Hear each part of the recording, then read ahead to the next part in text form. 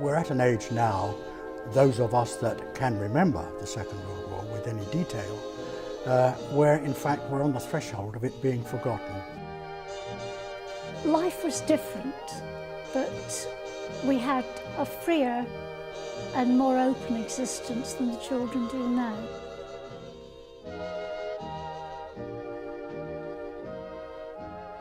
It's all history from 39 up to now. It's all history, and nothing is made of it properly.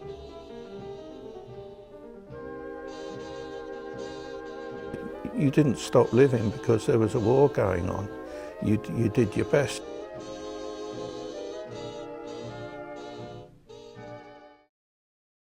Being a child of just 5 years of age, approaching 6, obviously there are questions. What's it all about? What does it mean, Mummy?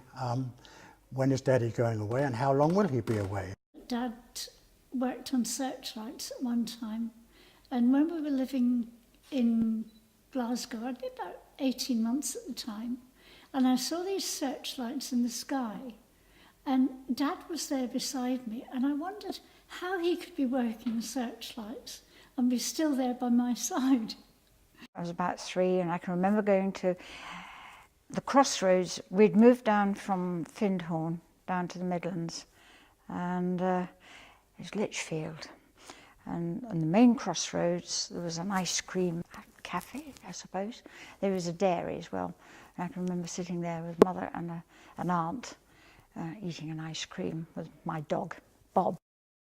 I used to go spend childhood holidays with my aunt in the country, in the foothills of the Moor Foothills, and I'd be there all summer.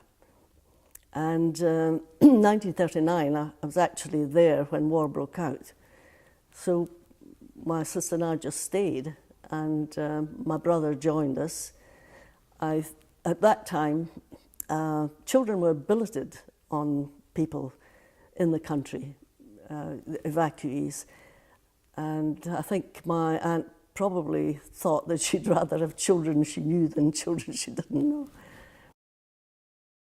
One of the downers, if you like, of being a child through the war was that I always remember wetting the bed, and I did that until I was 6 or 7 years old. I stopped doing that, but immediately I started sucking my fingers. I suppose sucking my fingers is a comfort. I remember certain incidents that occurred through the war that affect my education, others that affected our sort of civilian private life, if you like, weekend activities, forces all over the fields opposite the house where we lived, a spy running away from the police dogs, the military police dogs. I can remember the dog fights over Britain, southeast London, Biggin Hill particularly. I can remember seeing our own Spitfires colliding with each other during the war and crashing to the ground. And I can remember seeing a Spitfire pilot parachute from a badly burnt up plane and machine gunned by a Messerschmitt on its way back out of London. Incidents like that do have a significant impact on a child. They are startling and they remain in the memory.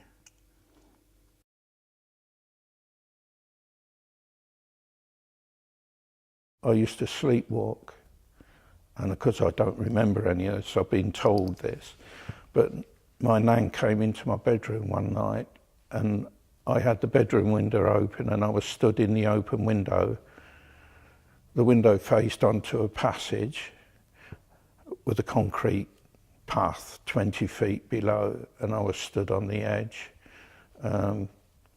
Obviously she managed to get me back in. Can't remember anything about it, but that's another downside. And I believe that they are products of the war years. It's funny because my family don't understand why we don't move around, but we didn't during the war. We didn't have the wherewithal, the trains, and money was tight, well, short, you know. But rationing was, I think, the hardest thing with us. It was just 1.5 ration books, and that was difficult. When the Americans came into Lichfield, they would they'd drive through dropping fruit off for us, bananas and oranges. And we all went mad. Occasionally I'll have a banana now, and I don't like oranges. I think that's laziness because you've got to peel them. But that was it. And chocolates, because we never had sweets. Giving it thought as you mature and come through advancing years, the memory of people and what they did, the community spirit was indeed fantastic. And that's what I connect with the expression, the good old days, was that community spirit that emanated throughout the population during the Second World War. There was an innocence in those days, and you could go out with anybody and not worry. You know, Mum could let me toddle down the road with my hand in the grocer boy's hand, and she knew that I'd come back quite safe, which you really can't do these days. A friend of ours borrowed the Milkmans pony. We used to ride round bareback. Health and safety would go mad these days, but no hats, no shoes, you know, proper things like that. But we had fun, we learnt to ride, that was it. Then when my stepfather was ill, he said, when I'm better, we'll get you a pony. So Mother thought I'd better go and learn to ride properly, so I went to the riding school. And it was just a natural thing for me. And the chap there said, now she's got to practice, I can't teach her anymore. He used to ride off around the roads, and we had 3 military camps in Lichfield at the time. Mother used to worry sick, but I'm still here to tell the tale. During the war, troops were camped in the King's Park.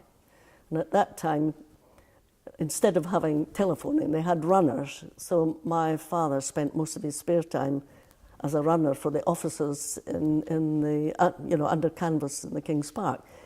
And he acted as a runner for the Pilkington brothers, and they wanted to take him down to St Anne's, I think it was, and train him and bring him into the company, but my grandfather wouldn't allow it. And then 2 or 3 years later, when he was a bit older and he was married, he got the offer again because they had kept in touch, but my mother was too scared to take the plunge. So my father, I think, gave his permission for me to do what I wanted to do because he hadn't had the opportunity. We didn't have many cars. I mean, there were about 2 cars and 3 dust carts in the town. The one car that I remember was a blue saloon driven by one of the doctors, and he actually took part in the Monte Carlo rally. And I don't know how he did, but my parents said he drove like Jehu, whoever Jehu was. We didn't know, not until much later, and we read it in the Bible. And we used to, if we saw this blue car at the end of the road and we were playing hopscotch or beds, we knew that we had about 2 minutes to get off the road. I didn't really like school an awful lot as I got older. I only liked my horses. And then Mother got fed up with me hanging around home, found a job for me. And that's where I met my future husband. So when she used to moan about it, I said, well, you shouldn't have sent me there for the interview, you know.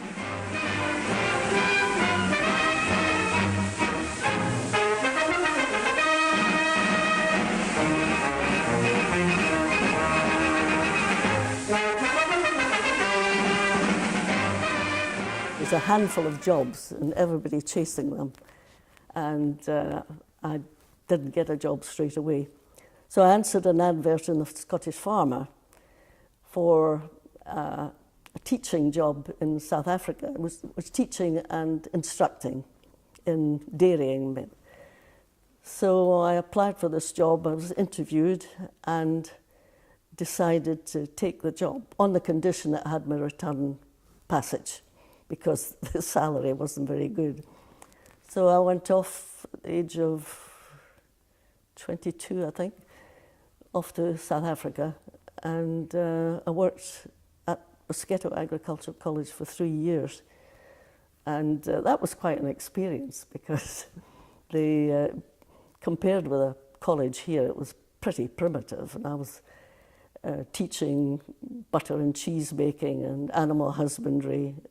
And I was actually teaching bacteriology. We didn't have a microscope. So that gives you an idea of the standard.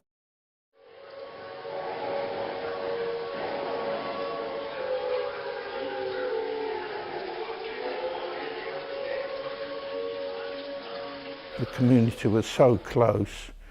You hurt together, you laughed together, and you just did everything together. I always remember just visiting my gran in London again. At that time, in the 50s, she used to live in a terraced house. And when the war finished, they kept the blackout curtains up. And instead of shutting the door, they used to pull the blackout curtains across, because all the fronts of the terrace looked the same. So I was always running into the wrong house. But it didn't matter, because whatever I wanted, I got from that house. If oh, I'm hungry, they'll give me a sandwich or a drink if I was thirsty. I had a surrogate aunt called Nell Short. She actually lived in the East End next to my gran.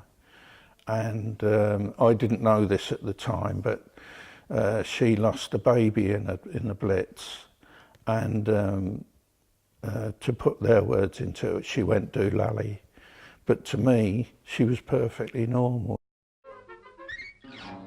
By patching and mending and making things over, women have managed to look neat and fresh on the outside, even if they sleep without nighties and cut down on lingerie. When my mother died, we had to clear our house out. Do you know, she had saved every paper bag and every bit of string. And she used to go mad at Christmas time when the children she used to come and spend Christmas with us.